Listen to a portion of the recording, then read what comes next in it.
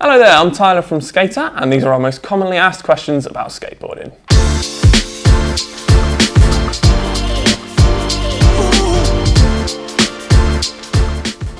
What is a good beginner skateboard?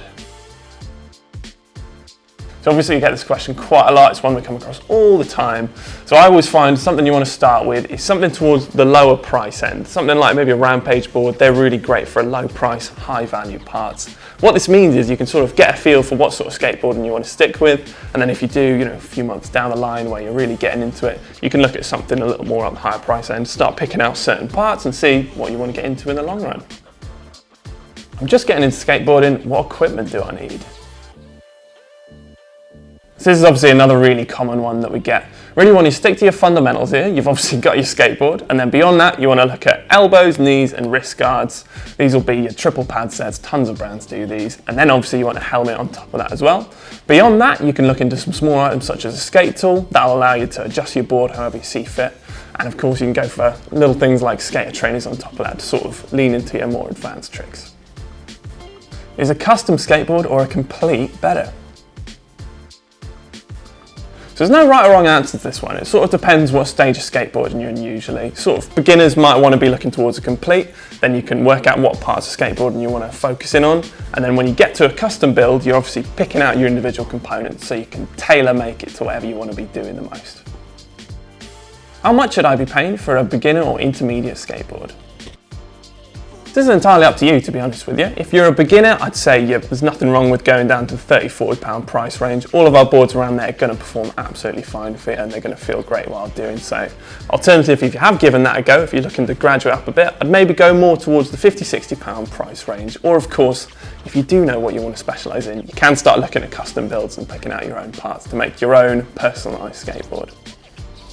What size skateboard is best?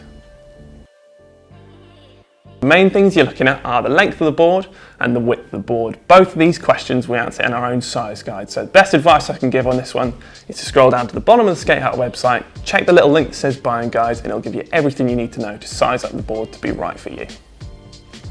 How can I find a skateboard coach? There's a couple of ways you can go about this actually. If you've got a local park near you, they've actually usually got some tutors signed up for them, so you can always ask at the desk there and they'll probably point you in the right direction. Or if you are at your local park, a great way to make new friends is to actually ask people. If you're struggling with anything specific, just walk over to them and see if they can help you at all. Alternatively, YouTube is one of the best tutors out there. Obviously it's free for everyone to use, and on the SkateHut own YouTube channel you'll even find loads of videos on there, so definitely worth checking out. What are the best skateboard wheels, big or small? So like a lot of things with skateboarding, when you're picking out individual parts, you want to be thinking about what you're doing with them. Small wheels will pick up speed much better, but they won't maintain them like big wheels. This means that big wheels are really great if you're thinking of cruising or doing some vert skating. Alternatively, smaller wheels are much better for street as well as park, anything technical where you're not quite looking to go high speeds, but looking to do a lot more stuff with the board. What are riser pads and do I need them? So this is another one that depends on what you're going to be doing, really. Generally speaking, you don't need risers, but some people like to have them to raise the deck up a little bit higher, which allows you to turn much more sharply. The only time you're going to need risers is when you've got really big wheels. What this avoids is your deck rubbing against your wheels and causing something called wheel bite, which will stop you dead in your tracks. So big, nice wheels, such as 5960s, you're definitely going to want to put some risers on them, just to make sure that you're avoiding that wheel bite. How wide should my trucks be? So this all depends on the size of your deck as well. What you don't want to be doing is your trucks poking too far out from underneath, or alternatively being too narrow and hiding under there. Best advice I can give here is to check all of our listings. They'll always say what sort of truck width you need in regards to your deck. Alternatively, if you scroll down to the bottom of the SkateHut website, we've got buying guides in there as well, so you can make sure which trucks you need for the deck which you've already got. Hard wheels or soft wheels?